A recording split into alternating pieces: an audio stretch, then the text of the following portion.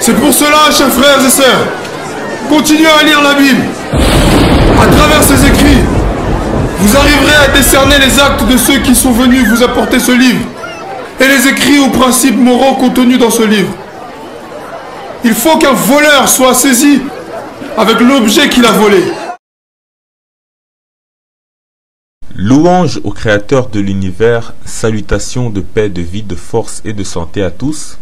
Le titre de cette vidéo est « Esclavage en Libye, introduction à l'analyse GPS et à l'approche tridimensionnelle ».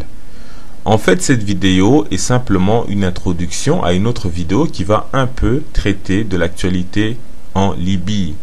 Et donc, avant de parler de ce sujet d'actualité et d'autres sujets d'actualité, on voulait faire donc cette introduction sur l'analyse GPS, qui est notre manière officielle d'analyser tous ces grands problèmes d'actualité, tous ces sujets qui touchent à notre communauté. L'objectif de faire une analyse GPS est de développer une vision GPS. Mais que signifie une analyse GPS?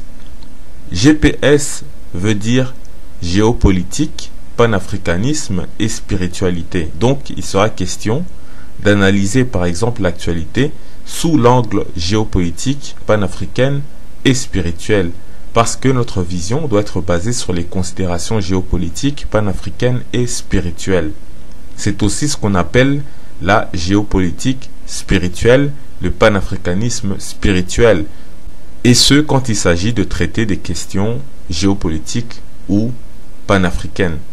Et comme dans le langage sacré des textes anciens, Medunedjer, Bible hébraïque et le Coran en arabe, la lecture se faisait de droite à gauche essentiellement. Ainsi, par ordre d'importance de ces trois éléments, c'est d'abord la spiritualité, le panafricanisme et enfin la géopolitique qui rentrent en ligne de compte.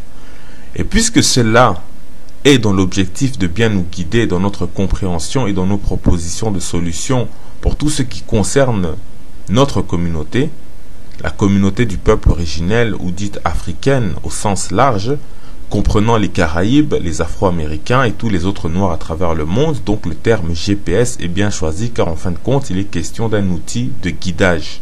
L'analyse GPS est très importante car elle est trop souvent négligée par les Africains.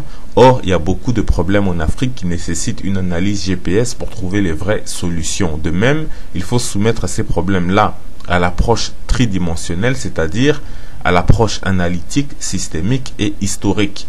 L'approche analytique consiste à prendre un problème et à le découper en morceaux le plus petit possible et à analyser chaque morceau. L'approche systémique consiste à trouver le lien ou les interactions qui existent entre chaque morceau et qui démontrent que le problème, le sujet, relève d'un système et qu'on ne peut pas le prendre de façon isolée et oublier toutes les autres parties.